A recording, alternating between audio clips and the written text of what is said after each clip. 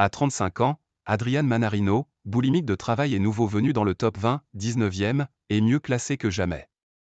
Qualifié pour le 3e tour de l'Open d'Australie en tenant son rang, lui a l'impression que son statut n'a pas du tout changé. Son entrée dans le club select du top 20, au bout de 20 ans passés sur le circuit, est un petit accomplissement personnel, convient-il sans effusion, mais sa personnalité discrète n'en est pas bouleversée. Je ne me sens pas plus attendu que ça, pour moi, il n'y a pas de différence pour l'instant, estime le gaucher au crâne chauve, sans équimentier, une rareté à ce niveau. Mannarino, saison terminée grosso modo entre le top 40 et le top 60 depuis une dizaine d'années, 4 huitièmes de finale en Grand Chelem au compteur, 3 à Wimbledon et 1 à Melbourne, a bâti sur une seconde moitié de saison 2023 fructueuse son ascension au classement, plus haut que jamais. Avec 5 temps forts, finale à Majorque et titre à Newport sur gazon, la surface sur laquelle il a obtenu les meilleurs résultats de sa carrière, quart de finale en Master 1000 à Cincinnati, et trophées automnaux à Astana et Sofia. Jusqu'au top 15. Ce qui l'autorise à voir plus haut. Je sais que je n'ai pas énormément de points à défendre dans les mois qui arrivent, que j'ai une marge devant moi, constate Mannarino. Pour moi, le top 10 est inatteignable, estime-t-il. Il y a des gros gaps entre certains joueurs. Je pense que si je continue à bien jouer, je peux encore gratter 3 ou 4 places. Si j'arrive à atteindre le top 15, ce sera déjà un super accomplissement. En plein Grand Chelem toutefois, le classement, je n'y pense pas trop, affirme le numéro 1 français.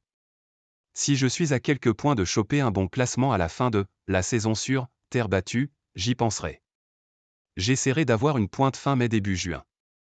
À Melbourne, même à 35 ans, Mannarino a franchi les 2 premiers tours en 5-7, contre Wawrinka et Munar, et déjà passé 7 heures pile sur le court. Au-delà, en 5-7, il affiche un bilan très flatteur, 12 matchs gagnés en 16 joués en Grand Chelem. Une réussite dont il trouve la source dans sa ligne de conduite laborieuse. Il y a beaucoup de joueurs qui ont tendance à me charrier et à me dire « Plus putain, tu retournes t'entraîner, mais ça sert à quoi ?» raconte Mannarino. Vie plus fun. J'aimerais avoir une vie un peu plus fun, avec un peu plus de temps libre, reprend-il. Je m'inflige beaucoup de travail. C'est ma manière de faire, je crois beaucoup en ça. Il y a beaucoup d'heures qui ne sont pas forcément utiles mais j'aime bien passer beaucoup d'heures à la salle. En règle générale, quand le match s'éternise un petit peu, ça me donne beaucoup de confiance. Je me dis que quoi qu'il arrive, je ne baisserai pas. Hugo Humbert, son poursuivant direct au classement ATP, 20e, et voisin d'entraînement, peut en témoigner. C'est vrai qu'il s'entraîne tout le temps, il est tout le temps à la salle, et il le fait tout seul, il pousse, il soulève en muscu, rapporte-t-il.